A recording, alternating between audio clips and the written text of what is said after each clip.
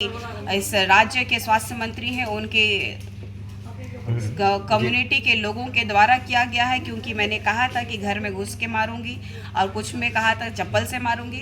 तो मैं आज भी कहती हूँ, अगर हमारे आदिवासी बेटियों के साथ रेप करने वाले लोगों को आप जाके मुआवजा दीजिएगा और हमारी ज़मीनें लूटिएगा तो घर में घुस के चप्पल से मारेंगे। इरफान अंसारी साहब, एक सवाल है, आप एक्ट का उल्लंघन किया है और आने वाला समय में इन लोगों को जवाब हमारा आदिवासी समाज के लोग ही देंगे।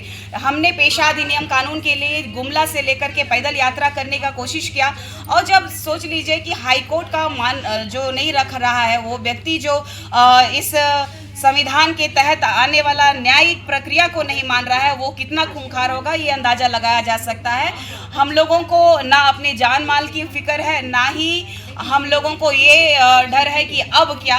तो अब जो है हम लोग इनको बताने का काम करेंगे अपने समाज के माध्यम से और इनको तमाचा भी मारने का काम करेंगे हमारे समाज के माध्यम से। 2 सप्ताह का जो अल्टीमेटम दिया गया है झारखंड सरकार को पेशा नियमावली लागू करने को लेकर, पेशा कानून लागू करने को लेकर, लघु खनिज पर जो रोक लगाई है, तो इस घोषणा को, इस फैसले को किस नजर से आप देखिए, 2 हफ्ते का जो इनको समय दिया गया है, जिस तरीके से सरकार का रवैया है कि यहाँ का बालू, यहाँ के जो खनिज संपदाएं हैं, लगातार इनके द्वारा, इनके गुंडे माफियाओं के द्वारा यहाँ का अवैध खनन हो ही रहा है। ये सरकार जो है लगातार हाई कोर्ट बोलिए, सुप्रीम कोर्ट बोलिए, या तो फिर संविधान का उल्लंघन लगातार कर रही है। इसको भी चेताने का काम हम लोग करेंगे और मुझे पूरा विश्वास है कि इन 2 हफ्तों में अगर नहीं करती है तो आदिवासी समुदाय के लोग बड़ा उलगुलान करने जा रहे हैं पेशा अधिनियम लागू करने को लेकर के। रिम्स 2 में हुए आदिवासी का हक और अधिकार और अगर अपमानित करने का कोशिश करेगा तो उस पदाधिकारी को भी उसकी जगह दिखाने का काम करूंगे।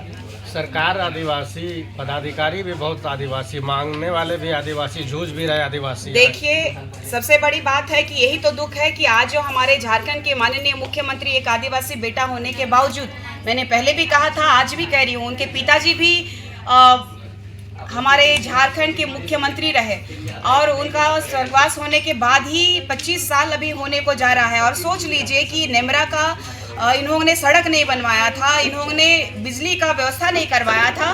तो ये जो आदिवासी बेटा होने के नाते, आदिवासी मुख्यमंत्री होने के बाद भी आज पेशा अधिनियम कानून लागू नहीं होने दे रहे हैं। विशेष समुदाय को वो लगातार सपोर्ट करते हैं, चाहे वो मुस्लिम समुदाय हो, चाहे वो ईसाई समुदाय हो।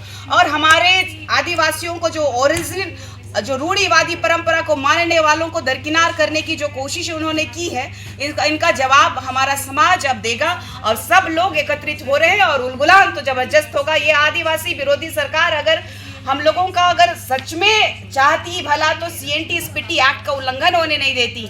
लेकिन इसी सरकार में आपने देखा होगा कि कई पदाधिकारियों के एकड़ एकड़ जमीन है, उनको भी हमारे पास में सबूत है, हमारे पास में प्रमाण आ गया है। इस पे भी हम लोग कार्रवाई करेंगे और हमारी आदिवासी बहन बेटियों के साथ जो हो रहा है, चाहे पाकुड़ चले जाइए, चाहे साहेबगंज चले जाइए, चाहे यहीं पे देख लीजिए, जो कि मुखिया का पद हो, चाहे जिला परिषद का हो, चाहे अन्य किसी भी सरकारी पद का लाभ उठाने के लिए लोग शादी कर रहे हैं, बरगला रहे हैं या फिर मार रहे हैं, काट रहे हैं। आपने देखा होगा कि संथाल परगना में एक आदिवासी महिला को धर्मांतरित करा करके ये लोग 51 टुकड़े में बांट दिया था। तो ऐसी घटना दोबारा इस झारखंड राज्य में ना हो। अगर हमारा माननीय मुख्यमंत्री अगर अपाहिज हो गया है तो उसको भी हम लोग इलाज करने का काम करेंगे। पेशा कानून लागू करने को लेकर कहीं न कहीं हाईकोर्ट की ओर